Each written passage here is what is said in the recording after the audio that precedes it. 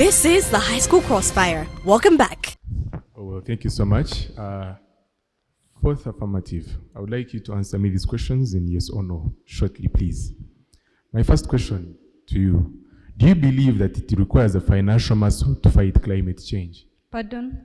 Do you believe that it requires a financial muscle to fight climate change? Yes. Oh, thank you so much. In a capitalistic state, are the rules and regulations followed, yes or no? Pardon? In a capitalistic state, are the rules and regulations followed, yes or no? No. My third question to you. Do capitalists serve customer needs? What? Do capitalists serve customer needs? Yes. Thank you so much. In your case, are you solving climate change? We are trying to prove that capitalism is deterring the I fight just need against yes or no, climate please. change. In your case, revise your case and answer me this question. Is your case solving climate change? Yes. Oh, thank you so much. You can take your seat. Well, brought to panel, I'm the fourth speaker from the team Negators, and I'm called Muhizi Joel. With today's resolution that states capitalism is deterrent to fight against climate change. I'm here to make the sky clear and try to erase this poor attitude towards capitalism that has been brought up by the team affirmatives, however much it was not proved. From the questions I've asked, we want to prove the actual understanding of this capitalism in a way that is with the resolution that states capitalism is deterrent to fight against climate change. So my first question that I pose to team affirmatives, do you believe that it requires a financial muscle to fight climate change? In their whole case, they are trying to pull this attitude whereby capitalism is actually totally bad. But we are to show them that capitalism is the ground whereby there are financial supports out of it, and they are able to solve the problem of climate change. Typically, what we want to make them understand is they have no way, they have no way they're going to get this financial support out of anything other than capitalism. Because we see however much these are economic-minded states, these are economic-minded people. They are economic here to serve customer needs, which was on our third question that we posed to them, capitalism serving customer needs, yes or no? And they say yes. We are dealing with customers, and yet we are here to have profits as an advantage. Because if a customer is interested in having a product that is eco-based, that is eco-friendly. This is what capitalists do. They don't just dream and present things on table. They're here to deal with customers, and these customers are here to look up to the products that are really going to support the environment. We ask them the second question. Is in a capitalistic state, are the rules and regulations followed? I would like the team affirmatives to understand that however much these are economic states, these are people that are interested in profits. They are not above the rules and regulations of a nation. This is called social contract theory. However much a company is going to make its own money, if there are certain negative impacts that are going to be imposed onto the society, this is where the government is involved. Because however much they try to pull all this poor attitude towards the capitalists, they should also know that the government is involved somewhere. And from their second affirmer, totally showing us that the government is not involved in capitalism. This is because they're trying to show us that capitalists, they are on their own. They do to them, they do their whole chaos alone. They don't care about anything other than profits. But from the team negators, we are here to prove to them that however much these are economic interests that are with the capitalists. First, they are the sources of the of the financial support to solve the problem of climate change. That is something they should be assured of. And they should know that the rules and regulations are not below the capitalists, because they still lie under the government rules and regulations. With that, I rest my case. Thank you so much.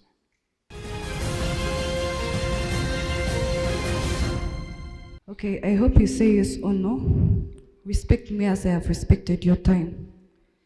Do you agree with our status quo? No. Do you believe that Nigeria is the second most vulnerable country in the world as far as climate change is concerned? Wrong. It's not right. Okay. If you had a company, would you choose losses or profits? Profits that are to benefit the society all Okay, at once. please, I said yes or no. Yes, there was no issue of Thank you yes in so that much question. for answering. Is it true that capitalism is characterized by profit motives? Exactly. Well and good. So, in your world, has capitalism hindered any fight against climate change?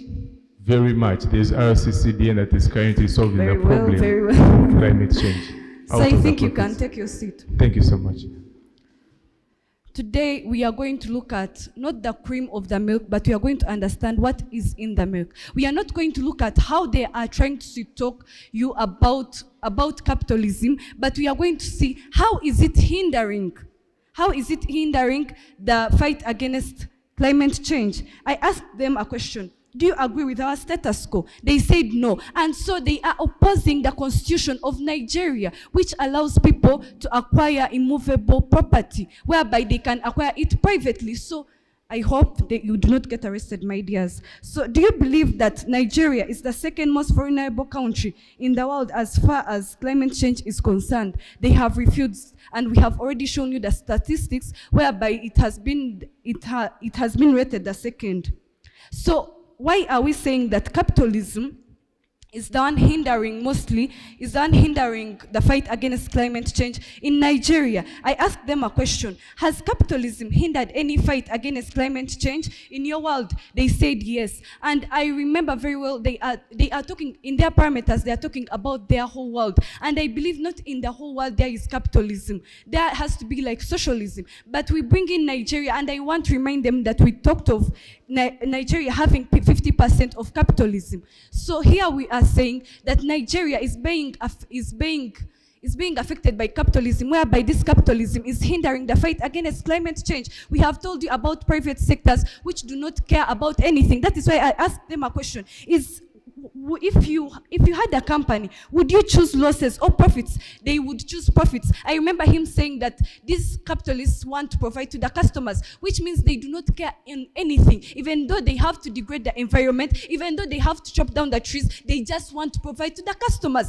And so they very well understand what we are talking about when we say capitalism. Do not talk about the whole world. We are in Nigeria, where they are facing climate change because of the capitalism that is in the country. Yes, the government may be connected to that capitalism, but just because they allow them to own things privately. But then the government comes in, tells them, please reforest, please treat your fumes, but these companies refuse, and hey, the government can not do anything because maybe these investors may say, give us our money back. They have already paid their money. So that is why we are saying that capitalism has really hindered the fight against climate change in Nigeria, and that is why we say our parameters are very much favorable, my dear judges. And today we again ask them a question. Did you hear my first affirmer saying that capitalism is 50% in Nigeria? They have said no. And even the third negator comes in and says, even if you said it, we do not care, we don't want to know. So they understand, they are trying to hide away, they are trying to run away from the truth. But the truth is that there is 50% of capitalism in Nigeria, and that is why we are saying that this capitalism is hindering the fight against climate change. And so, my dear judges, we have brought our research, we have proven to you, we have fulfilled our burden of proving to you that capitalism is hindering the fight against climate change in Nigeria. Thank you.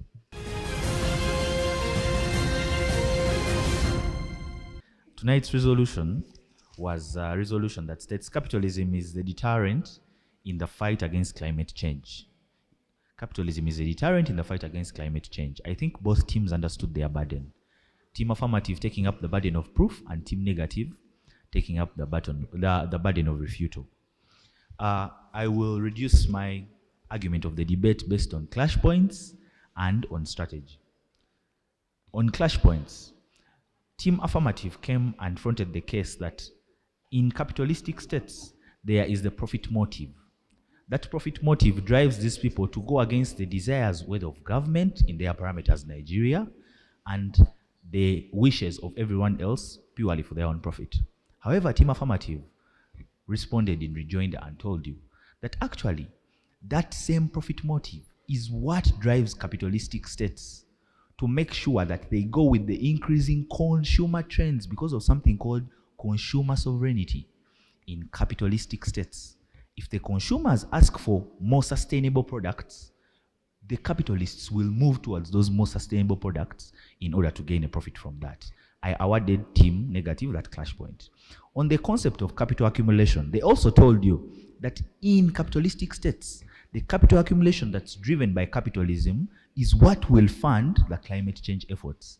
They told you climate change efforts are quite expensive and you cannot expect a poor man to undertake planting of trees, yet they cannot even grow food on their own piece of land. On the issue of the constitutional right to property in your parameters, Nigeria, I had to give it to Team Affirmative, because Team Affirmative comes and tells you that because in their parameter, they bestow a right unto persons to own property privately, the government's exercising of a right over those people's property is all but limited. Meaning, in any event, as long as the government does not have an overbearing right to institute any particular things that should be done by citizens, they cannot force the citizens, in other words, to undertake different land use methods, to use their assets differently for a climate change effort. That's how I awarded the clash points. Now back to strategy. On the strategy, the biggest burden was the burden of parameter. However, this was not like the ideal parameter clash debates that are very ugly. Because Team Affirmative, you were let off. Team Negative came and gave you a different parameter, but the parameter is the world. And you're very lucky that Nigeria still exists in the world. Meaning, even when you debated Nigeria, you are still conversant to theirs.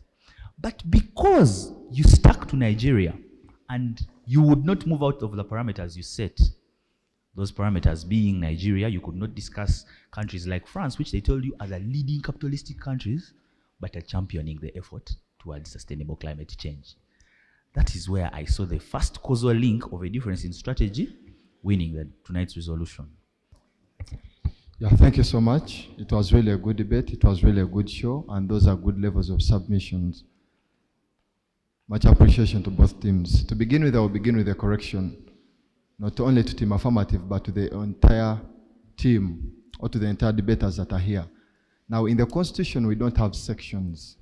In the Constitutions, we have chapters, articles, clauses. It's not that I punished you for that. You said section. Sections are never in constitutions. In the constitutions, we have chapters, articles, clauses. Now, sections are in acts of parliament, for example, the Penal Code Act, the Contracts Act. But I didn't punish you for that. It's just a matter of correction. Is it okay? Okay.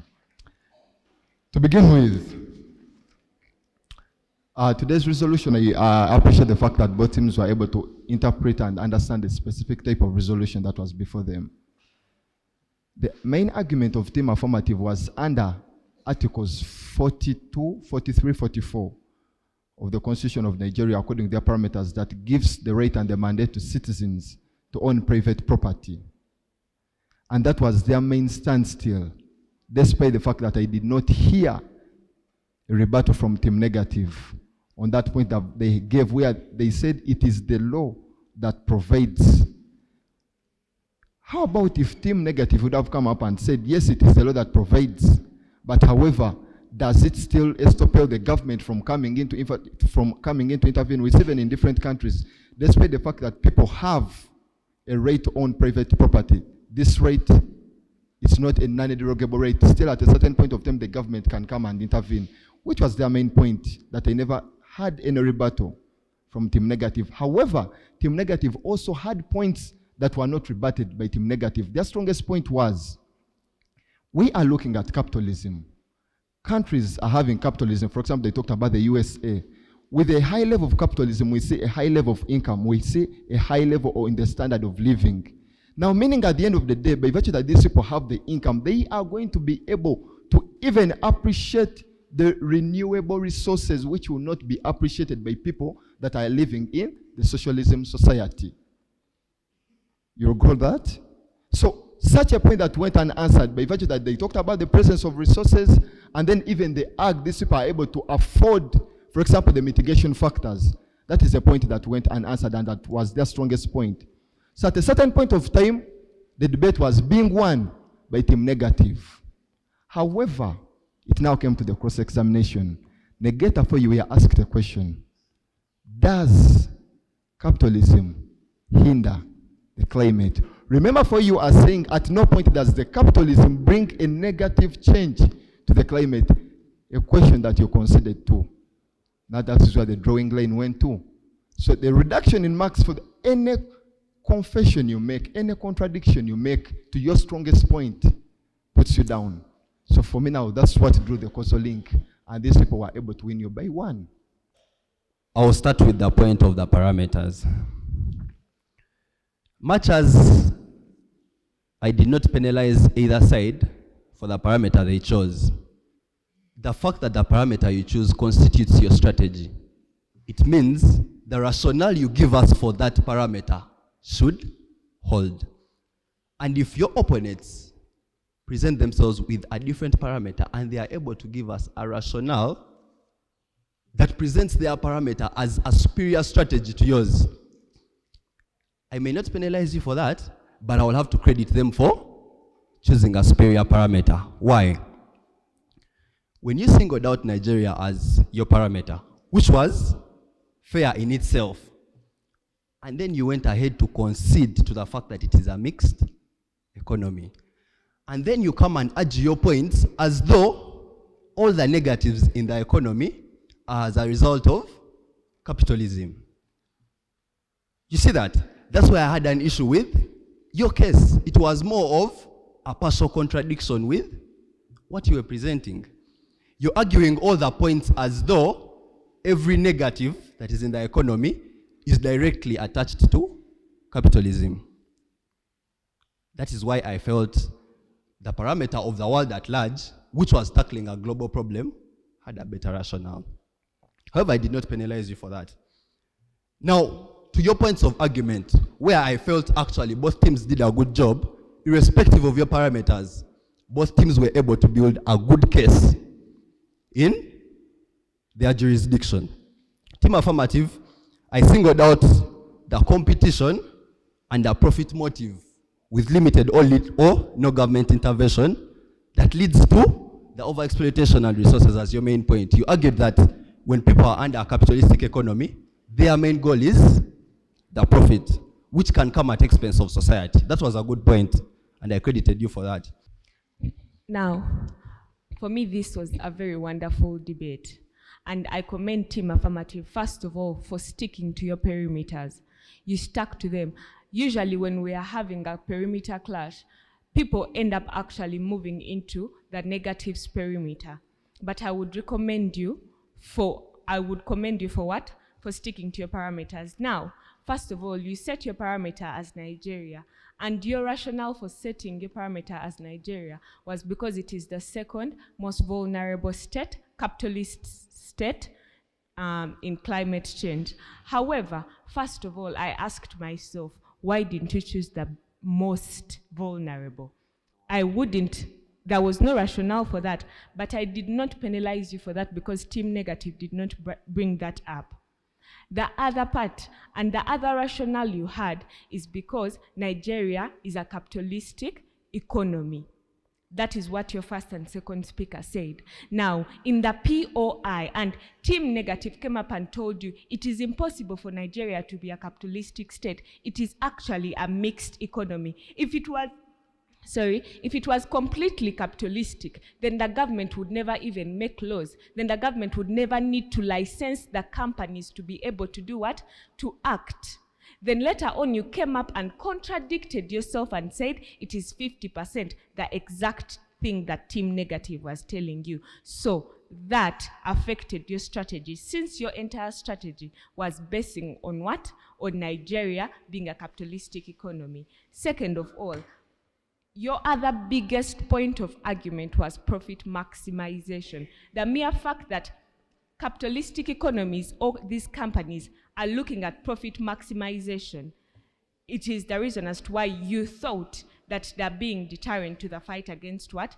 Climate change. However, Team Negative rebutted that. They told you the mere fact that they are looking at profit maximization, and actually these other sources of energy are actually more expensive. There is no way they are going to do what? Use them. They are definitely going to go for cheaper energies, since they are aiming at profit maximization, and you did not rebut that. And there were a lot of questions that were left unrebuttable. However, Team Affirmative, I really commend you for this debate. There's been an improvement. It is just that at the end of the day, there always has to be the best.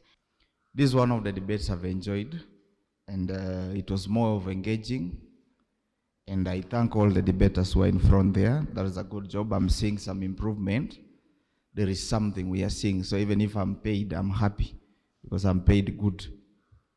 So, one thing I want to just advise, I'm not penalizing anybody, but I'm just advising that should we talk of issues like climate change, issues of health, these are issues that is affecting the entire globe. And when you narrow down your parameter, yes, it is good, but now we are talking of a climate change that affects the whole world. I have to credit Team Affirmative, one, because they sticked on their parameters, Nigeria. They substantiated everything as far as Nigeria, not tilting. What I love about debates, a debate is not about who argues the best, it's who gives the best arguments. And you stick on those arguments, not to be tilted by anybody. That's what Team Affirmative did today. As much as they set Nigeria's their what? Parameter. They have stick to it, they have researched about, all of you came with statistics. I was happy, I was impressed. For the first time, I'm seeing evidence, content. You people are loaded with contents. Somebody mentioning me the Constitution. I'm happy to see that. All teams today, you have been the best, trust me. But at the end of the day, we have to have a winner. These are my marks. I will just read.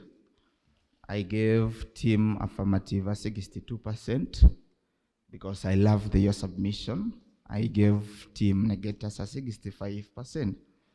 That means the totality of judges, Team Affirmative has 63% and Team Negative has 66%.